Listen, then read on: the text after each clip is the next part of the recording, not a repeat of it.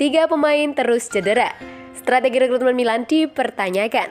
Dalam artikel terbarunya, untuk Milan News, jurnalis Franco Ordine menuliskan bagaimana dalam beberapa hari terakhir, bursa transfer beberapa pemain didatangkan Rossoneri yang lebih sesuai dengan kebutuhan ekonomi klub Serie A tersebut ketimbang area teknis.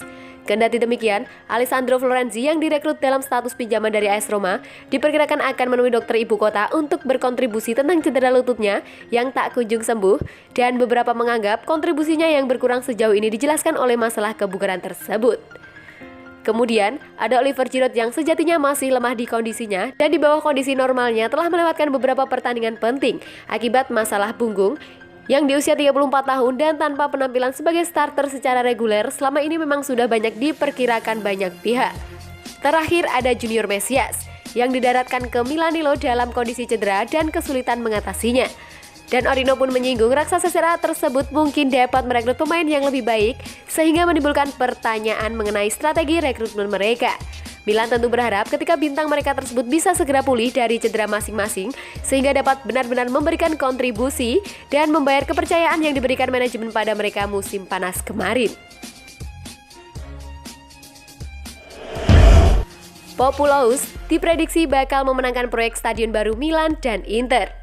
Setelah skeptisme awal, berbagai sumber berita besar menyebutkan bahwa akhirnya ada perkembangan yang dilakukan oleh Rossoneri, Nerazzurri, dan Dewan Kota Milano terkait stadion baru setelah mereka memulainya khawatir terkait kemungkinan dihancurnya Stadion San Siro saat ini ada.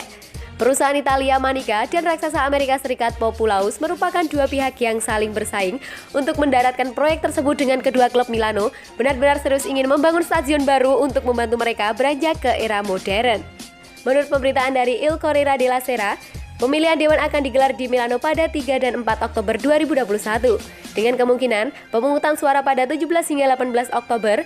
Kendati demikian, segalanya mengindikasikan bahwa studio kedua lah yang akan memenangkan proyek tersebut. Sementara itu, pemberitaan tersebut menambahkan bahwa arsitek Mario Cucinella akan dipilih untuk memenangi sebagai kantor hijau. Namun, masih ada penilaian yang akan dilakukan pihak Dewan Kota terhadap pemilik Milan dan Inter sebelum proses pembangunan stadion tersebut dijalankan.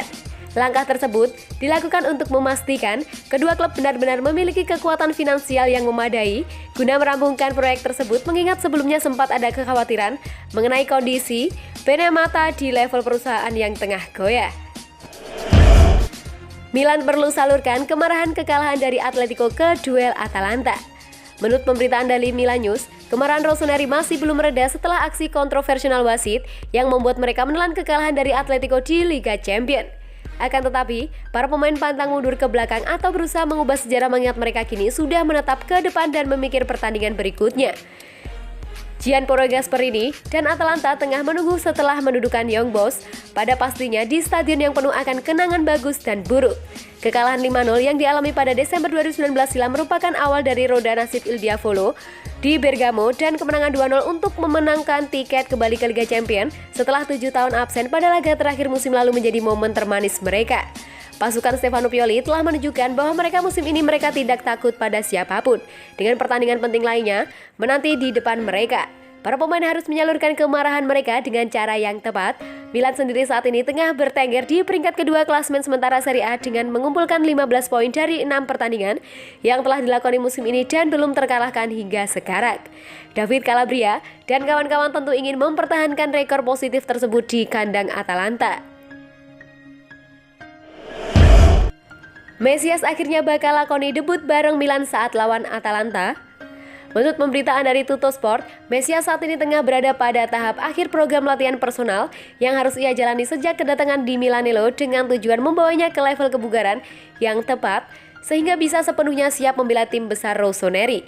Pada akhirnya, penyerang 30 tahun tersebut akan kembali dapat berlatih di lapangan dengan anggota skuad Milan lainnya dan bekerja dengan Stefano Pioli untuk mulai mempelajari sisi taktik permainan. Dan hal tersebut tentu saja membuatnya bisa dimasukkan dalam daftar skuad klub untuk pertandingan di kandang Atalanta akhir pekan ini. Keberadaan berita tersebut akan segera diputuskan apakah pemain pinjaman dari Crotone tersebut akan benar-benar masuk skuad Rossoneri atau tidak.